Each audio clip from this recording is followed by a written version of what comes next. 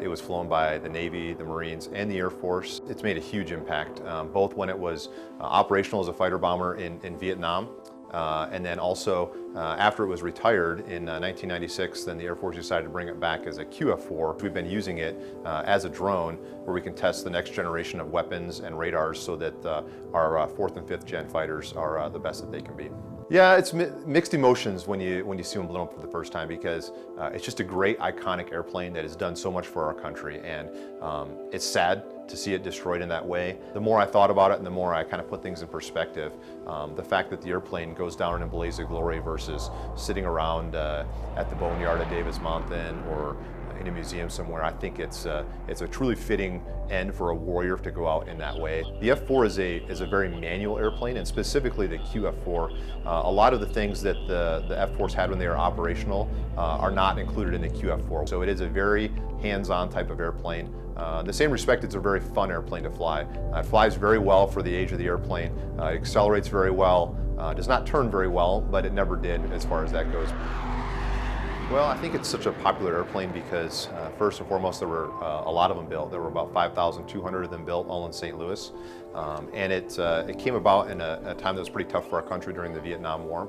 And it was flown, like I said, by the Navy, the Marine Corps, and the Air Force. So a lot of people have flown on it and worked on it, not just in the Air Force, but through all three of the services. So I think that's a big part of it because it's not just an Air Force specific airplane or a Navy specific airplane. It's a big platform that was our primary fighter bomber during the Vietnam War. There's been a lot of really cool opportunities with the F-4 since we are the last ones flying it. There's been a lot of opportunities for us to take them on the road and for the public to get a chance to see the F-4s one last time. And that's been really interesting and really cool for me to get to do that. I expected when we took it on the road that we would meet a lot of people who had worked on them, who had flown them over the years. What I didn't really think about and what I didn't expect was the large number of folks, Army and Marines, that were on the ground in an F-4 saved their life. Just about every place I go, I hear at least one or two stories of someone who is pinned down. They didn't know if they were going to make it out, and an F-4 came in and saved their life. And that's been a truly humbling experience for me to hear those stories and hear what an impact that this airplane has made on them. Yeah, it's bittersweet. It's bittersweet, much like when you see QF-4 get blown out of the sky.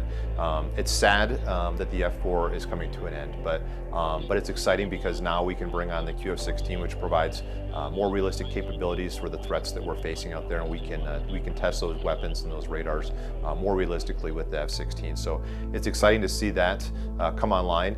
As an F-16 driver, it's kind of bittersweet again to see those get blown out of the sky, but I kind of have the same perspective on that as I did with the QF-4. The F-4s are old. They're old and they're getting tired. Most of ours are about 45 years old or so, and it's getting more and more difficult to keep them flying, to keep them maintained and keep them in airworthy conditions. So it's time for them to move on and make way for the next airplane. Well, I think if I were talking to an F-4, I think the main thing I'd leave it with is you've served your country well.